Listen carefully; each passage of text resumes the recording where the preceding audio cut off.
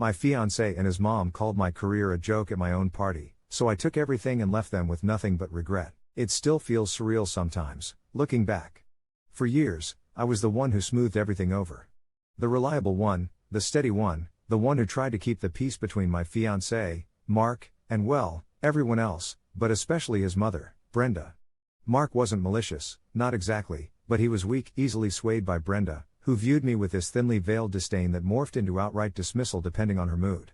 They both saw my passion, my career as an artist, as a cute little hobby, something I did to fill my time while Mark pursued his real career in finance. I swallowed the comments, the condescending pats on the head, the way my achievements were minimized while Mark's slightest advancement was treated like the second coming. I thought love meant compromise, enduring these little paper cuts for the sake of the relationship, for the future I thought we were building. That illusion shattered spectacularly, not with a quiet crack, but with a public explosion at the opening night of my very first solo gallery exhibition, the culmination of years of hard work, sacrifice, and pouring my soul onto canvas. They didn't just rain on my parade, they tried to bulldoze it, announce Mark's promotion right then and there, effectively turning my moment into his, framing my life's work as insignificant background noise. That night, something broke inside me, but it wasn't my spirit. It was the chains of obligation and misplaced loyalty. They thought they were putting me in my place, reminding me I was the lesser partner with a fluffy job. They had no idea they just handed me the final brushstroke for a masterpiece of my own making, a life entirely free of them. And oh, how they came to regret showing their true colors when their carefully constructed world started crumbling, and the hobbyist they mocked was the only one left standing strong.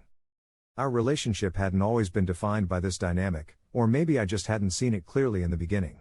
When Mark and I first met, he was charming, attentive, and seemed genuinely interested in my art. We were in our early 20s, full of optimistic plans. I was juggling part-time jobs to pay for art supplies and rent on a tiny studio space, while he was starting an entry-level job at a bank.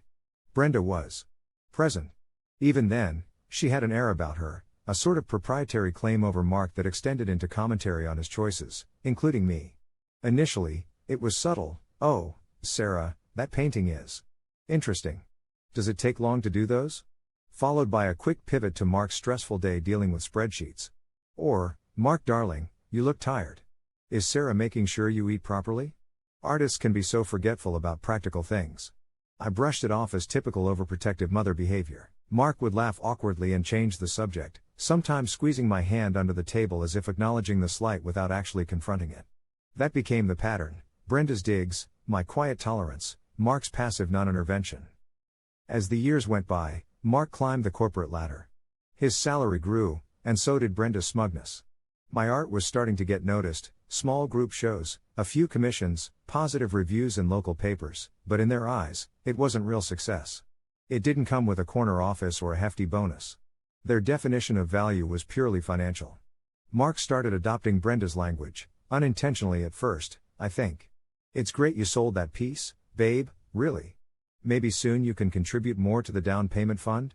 It stung, especially since my art income, while variable, was contributing, just not on the scale of his banking salary.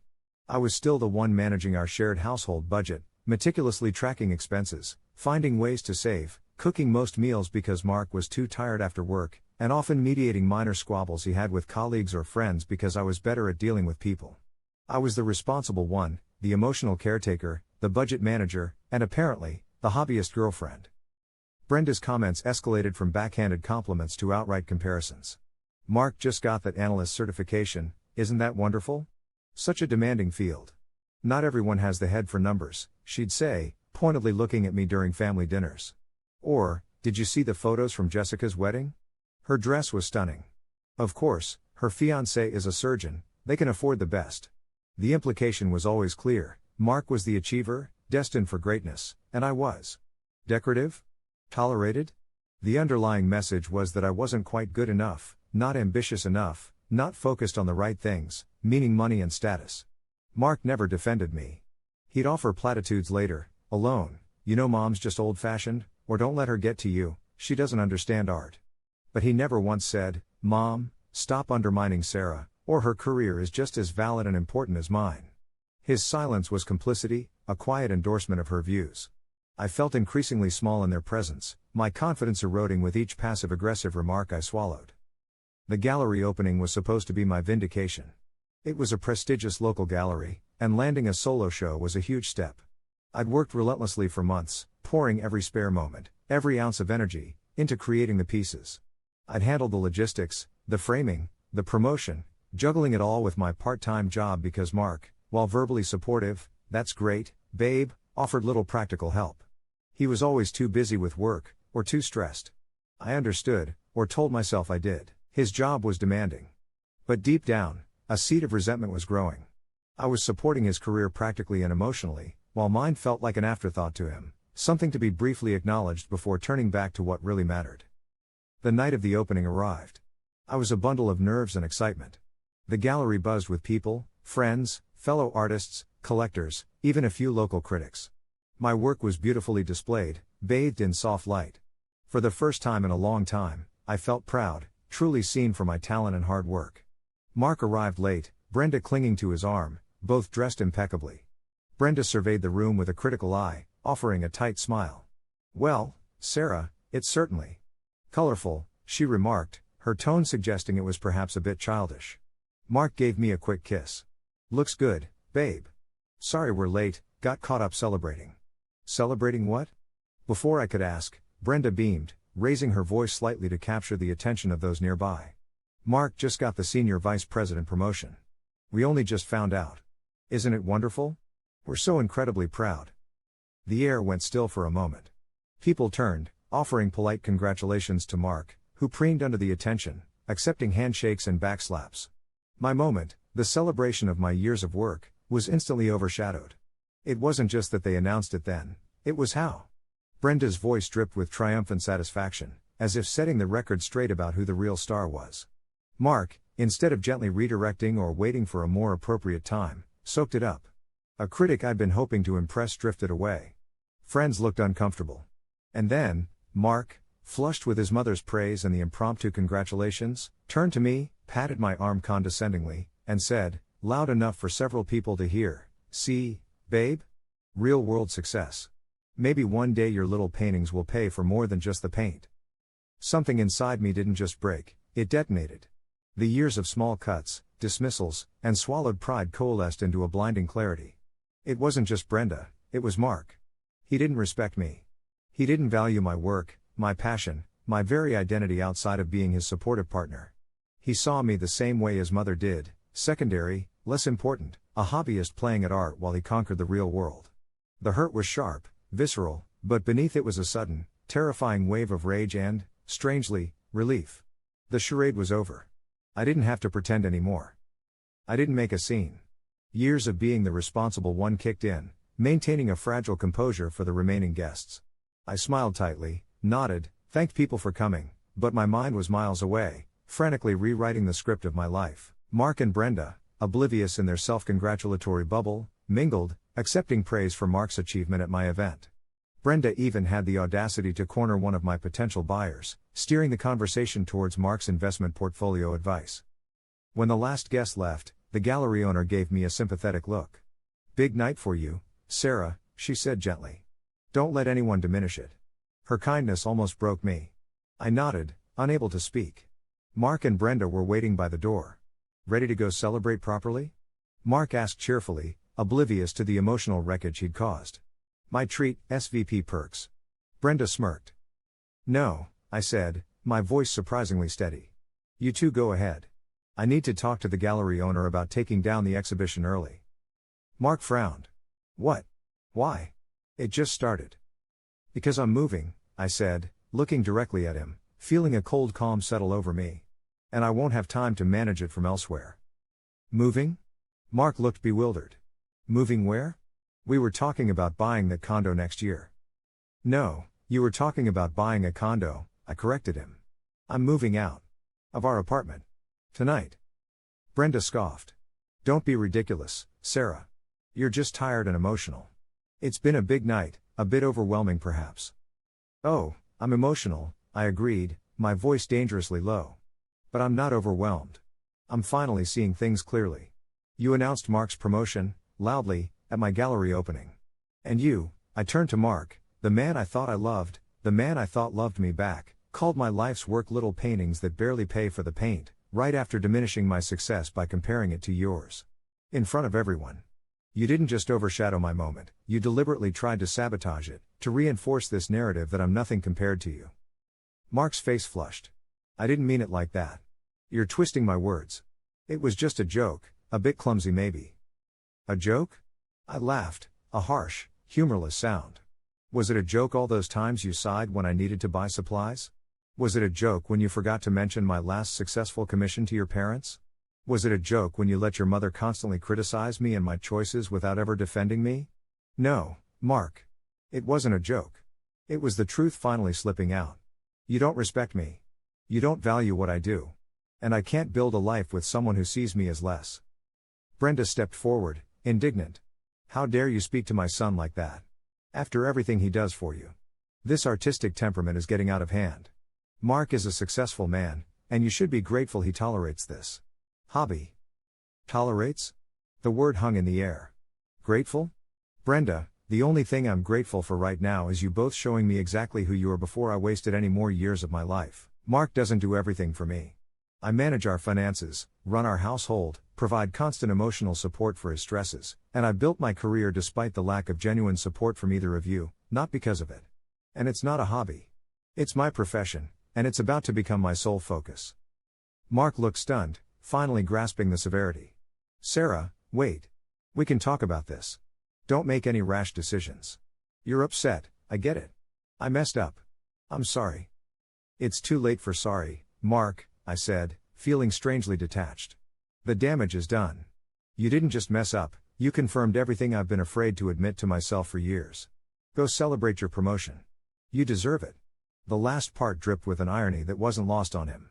I turned my back on them, walked back into the gallery towards the owner, leaving them standing there, shocked into silence under the harsh fluorescent lights of the closing gallery. That night was a blur of frantic activity fueled by adrenaline and grief. I called my closest friend, Maya, sobbing out the story. She didn't hesitate. I'm coming over. Pack a bag. You're staying with me. While Mark was presumably out celebrating, Maya helped me throw essentials into suitcases, clothes, toiletries, important documents, and crucially, my laptop and hard drives containing all my art files and business records. We were quiet, methodical. Every item I packed felt like severing another tie. Looking around the apartment we shared, the life I thought we were building, it felt like a stranger's home. The photos of us smiling seemed like relics from another era, featuring people I no longer knew. Mark came home late, looking sheepish, maybe slightly drunk. He found me zipping up the last bag by the door, Maya standing beside me like a bodyguard. Sarah? What is this? I thought you were kidding. Does this look like I'm kidding, Mark? I asked tiredly. But where will you go? What about us? Our plans? Panic started creeping into his voice. There is no us anymore, I said firmly. I'll figure out where I'm going. Maya is letting me stay with her for now. Because of one stupid comment? Because Mom was a little insensitive? Sarah, that's insane. You're throwing away years together. It wasn't one comment, Mark. It was the final confirmation of years of comments, years of dismissals, years of feeling second best. It was you agreeing with her. It was you showing me my place in your world, and it's not a place I want to be. Brenda called his phone then, probably checking in. He glanced at it, then back at me, torn. Just talk to me, he pleaded. We can fix this. We can go to counseling. Counseling can't fix a fundamental lack of respect, Mark, I said, picking up my heaviest bag. And it definitely can't fix your relationship with your mother dictating your relationship with me. Goodbye. Maya and I walked out, leaving him standing slack-jawed in the hallway of our soon-to-be former apartment. I didn't look back. The first few weeks were hell. The adrenaline wore off, replaced by waves of grief, anger, and overwhelming sadness. I cried myself to sleep most nights on Maya's couch. Mark bombarded me with calls, texts, emails, alternating between apologies, accusations, and desperate pleas. Brenda chimed in too, sending passive-aggressive texts about how fragile Mark was, how I was tearing the family apart over a misunderstanding, how I needed to be more forgiving. I blocked Brenda's number quickly. Mark's messages I initially read, each one reopening the wound, until Maya gently suggested I block him too, at least for a while, to give myself space to breathe and think. Financially, it was terrifying. Mark and I had a joint account for household expenses, which I immediately stopped contributing to and only used to pay my share of the bills that were automatically debited before I could switch them. My savings were decent, thanks to my frugal habits and some recent art sales, but nowhere near enough to feel secure, especially after walking away from a shared life and subsidized rent. The hobby that Mark and Brenda mocked suddenly needed to become my sole source of income, and fast. The pressure was immense. Doubt not at me. Had I overreacted? Was I throwing away stability for pride? Could I really make it on my own? Brenda's voice echoed in my head, not everyone has the head for numbers. Grateful he tolerates this hobby. But every time doubt crept in, the image of Mark's smug face at the gallery, basking in the glory of his promotion while dismissing my life's work, flashed in my mind. The memory of Brenda's triumphant announcement, calculated to diminish me. That clarity, that cold certainty I felt in the gallery, returned. This wasn't just about pride, it was about self-respect. It was about refusing to spend my life with someone who didn't see my worth. Maya was my rock. She listened without judgment, offered practical advice, and celebrated every tiny victory. My parents, who lived out of state, were shocked but supportive, offering financial help, which I stubbornly refused for the time being, determined to prove I could stand on my own feet, and endless encouragement. Slowly, I started to piece myself back together. I found a small studio apartment I could barely afford. I threw myself into my art with a ferocity I hadn't known I possessed. The pain, the anger, the betrayal, it all fueled my creativity. My style became bolder, more expressive, raw. I also started therapy. It was hard, digging into the patterns of people pleasing, the reasons I'd tolerated the disrespect for so long, the ways I'd internalized Brenda's criticisms and Mark's dismissals. I realized I'd been subconsciously seeking their approval, trying to prove my worth in terms they understood, money, traditional success, instead of owning my own definition of a valuable life. Therapy helped me untangle my self-worth from their opinions. Mark, meanwhile, wasn't handling the breakup well, according to mutual acquaintances who awkwardly reported back. Without me managing the household, paying the bills on time, organizing his social life, and acting as his emotional buffer, things apparently started to slide. He missed appointments, bills were paid late, the apartment grew messy. He tried dating, but according to one friend, he mostly complained about me and how unreasonable I'd been. Brenda, naturally, blamed me entirely, telling anyone who would listen that I was unstable, vindictive, and had thrown away a wonderful man over nothing. She tried reaching out to my parents, painting a picture of poor, abandoned Mark, but my parents, fully briefed by me, politely shut her down. The turning point came about 6 months after the split. I was struggling, painting furiously, but sales were slow. Rent was looming, and I was seriously considering taking on more hours at my soul-crushing part-time retail job. Then, I got an email. It was from a well-known interior designer who had seen my work at the ill-fated gallery show, before the drama, thankfully. She loved my style and wanted to commission several large-scale pieces for a boutique hotel project she was designing. The fee was substantial, more than I'd earned from my art in the entire previous year. It felt like a lifeline, a sign from the universe that I was on the right path. Around the same time, I accidentally discovered something that solidified my resolve and erased any lingering doubts. I was sorting through old emails, trying to find a shared utility bill confirmation, and stumbled upon a forgotten, shared cloud drive folder Mark and I had used ages ago. Curiosity got the better of me, and I clicked through some old subfolders. Tucked away was a chat transcript file I didn't recognize. It was a log of messages between Mark and Brenda from the weeks leading up to my gallery show. Reading it felt like pouring acid into the wound, but it was also strangely validating. Brenda, is Sarah still going on about this gallery thing? It's all she talks about. So dramatic. Mark, yeah, it's a big deal for her. Gotta be supportive, I guess. Brenda, supportive? Mark, darling, you need a partner who is on your level. Someone serious. This art phase is cute, but it's not providing a stable future. What if you lose your job? You can't rely on paint sales.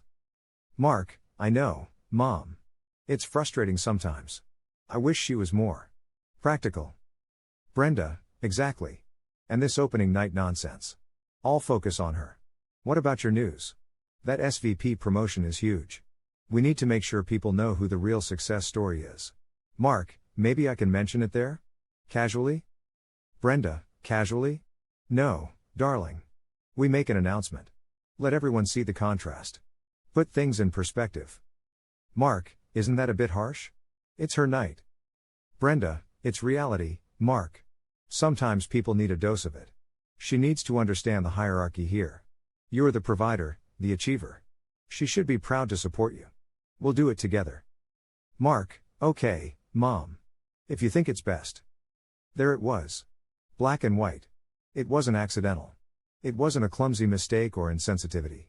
It was a calculated move, orchestrated by Brenda and agreed to by Mark, designed specifically to diminish me and elevate him at my own event. The little painting's comment might have been Mark's spontaneous addition, but the core betrayal was premeditated. Any lingering shred of doubt, any thought that maybe I had overreacted, vanished. They hadn't just stumbled, they had deliberately pushed me down. Reading those messages hurt, but it also freed me. There was nothing left to mourn, no what-ifs to agonize over. The relationship I thought I had never truly existed. Armed with this confirmation and the new commission, my focus sharpened. I poured everything into the hotel project. I worked tirelessly, collaborating with a designer, pushing my creative boundaries. The work was demanding but exhilarating. I hired an assistant with some of the advance money, freeing me up to focus solely on creation. I started networking more intentionally, connecting with other artists, curators, and designers. My confidence, shaky for so long, began to solidify, rooted now in my own abilities and achievements, not in the reflection I saw in Mark's or Brenda's eyes. Word about the hotel commission spread through the local art scene. The project itself got significant press, and my name was mentioned prominently as the contributing artist. Smaller commissions followed. I was invited to participate in more prestigious group shows. I finally quit the retail job. I was paying my bills, investing back into my art business, and even saving a little. I wasn't rich by Mark or Brenda's standards, but I was independent, fulfilled, and respected in my field. I was building a life on my own terms, defined by my own values. About 18 months after the breakup, I ran into Mark. It was unavoidable, a mutual friend's wedding. I debated going, fearing the awkwardness, but decided I wouldn't let him dictate my social life anymore. I went with Maya, feeling nervous but also quietly confident in the life I was building. Mark was there, looking slightly less polished than usual, a bit heavier. He saw me across the room, and his jaw tightened. He approached me during the cocktail hour, alone this time. "Sarah. You look good," he said, his eyes scanning my dress, my demeanor. "Thanks, Mark. You too," I replied politely, neutrally. "So," he shifted uncomfortably, "heard you're doing well. The hotel thing." "Yes, it was a great project. Opened up a lot of doors." "Right. Good for you." He hesitated. "Listen, Sarah. I've been doing a lot of thinking. I really messed up. What I said, what happened at the gallery. It was unforgivable. Mom was. Well, you know Mom. But I went along with it. I was weak, and I was an idiot. I didn't appreciate you. I see that now." "Okay," I said simply. There was nothing else to say. His realization didn't change anything for me. "Okay? That's it?" He looked surprised. I thought. Maybe. I don't know. I miss you. Things haven't been great since you left. "I'm sorry things haven't been great for you, Mark," I said honestly, but without pity. "But my life has gotten significantly better since I left. I'm happy. I'm successful in my own right. I needed that break to find myself, outside of us. And especially outside of your mother's influence." He flinched at the mention of Brenda. "Mom. Yeah. She's been difficult. Especially now." "Now?" I asked, curious despite myself. My performance at work hasn't been stellar lately," he admitted, looking down. "Without you handling everything else. I got overwhelmed. Missed some targets. There are whispers about restructuring. My SVP role might not be as secure as I thought." He looked up, a desperate hope in his eyes. "I really messed up, Sarah. I threw away the best thing in my life." Hearing about his struggles didn't bring me pleasure, exactly, but it did bring a sense of cosmic irony. The real-world success he'd lorded over me was faltering, partly because the hobbyist partner who managed the mundane realities of his life was gone. The hierarchy Brenda was so keen to enforce had proven unstable without its invisible support structure, me. "I'm sorry to hear that, Mark," I said again, gently this time. "I hope things turn around for you. But my path is different now. I need to get back to my friend." I gave him a small nod and walked away, feeling no lingering attachment, only a quiet sense of closure. He hadn't changed, not fundamentally. He was still blaming external factors, still focused on his own problems, seeking sympathy rather than demonstrating genuine growth. The final act, the unexpected climax, came a few months later. Brenda, in a bizarre attempt to reassert social standing or perhaps recapture some imagined former glory, decided to host a lavish charity gala at her large, ostentatiously decorated home. It was for a cause loosely related to the arts, likely chosen to try and subtly mend fences or perhaps to prove she wasn't the art-hating monster she'd revealed herself to be. Through a convoluted series of connections, the charity chair was a collector who had recently bought one of my pieces. I received an invitation. My first instinct was to decline. Why walk back into the lion's den? But then Maya pointed out the networking potential, the chance to connect with major patrons in a relaxed setting. And, a smaller, pettier part of me admitted, there was the appeal of showing up, thriving, completely independent of them. So I went. I wore a simple but elegant dress, felt confident and calm. The house was exactly as I remembered, overly formal, filled with expensive but soulless furniture. Brenda was playing the grand hostess, air-kissing guests, her smile overly bright. Mark hovered nearby, looking stressed, his suit slightly rumpled. When Brenda saw me walk in, her smile faltered for a second before snapping back into place. She approached me, Mark trailing reluctantly behind. "Sarah. What a surprise. So glad you could make it," she gushed, her eyes doing a quick, critical scan of my outfit. "Brenda." "Mark," I nodded politely. "Thank you for the invitation. It's for a worthy cause." Yes, the arts are so important," Brenda said vaguely, then leaned in conspiratorially. "Listen, dear, about that night. Mark feels just terrible. We both do. Young people, things get said in the heat of the moment. Water under the bridge?" She patted my arm, the same condescending gesture Mark had used. Before I could respond, Mrs. Davenport, the charity chairwoman and my recent collector, swept over. "Sarah. Darling. There you are. I was hoping you'd come." She ignored Brenda and Mark completely. "Everyone, I want you to meet Sarah Jenkins. Her stunning piece, Phoenix Rising, is the new centerpiece of my collection. Absolutely breathtaking work. She's the artist I was telling you about, the one whose commissioned pieces for the new Meridian Hotel are getting rave reviews." Brenda's jaw literally dropped. Mark looked like he'd been punched. Several prominent guests nearby turned, murmuring appreciatively, their attention shifting entirely to me. Mrs. Davenport continued, oblivious or perhaps deliberately pointed, "Sarah, Charles Weatherby over there is desperate to talk to you about a potential commission for his corporate headquarters. And the gallery director from the Ashton Contemporary just arrived. He specifically asked if you'd be here." For the next hour, I was politely swept away into conversations with influential collectors, curators, and potential clients. I could feel Brenda's eyes burning into my back. Mark occasionally tried to edge into the conversations, offering awkward, irrelevant comments about the stock market, only to be politely ignored as the discussion inevitably turned back to art, upcoming exhibitions, and potential projects. He and Brenda became background figures at their own event, irrelevant to the circles I now moved in. Later, as the evening wound down, I found myself near the patio doors, looking out at the meticulously manicured garden. Mark approached me again, looking utterly defeated. "So, you really did it," he said quietly. "You made it. On your own." "I always could, Mark," I replied softly. "I just needed to stop letting people convince me otherwise." "She's losing the house, you know," he blurted out. "Mom. Dad's investments tanked before he died, turns out. She's been living on credit and fumes, keeping up appearances. This party. It's a last hurrah before the bank takes it." I felt a flicker of surprise, but not shock. It explained Brenda's desperation, her frantic need to maintain the facade of wealth and status. The foundation of their perceived superiority had been crumbling all along.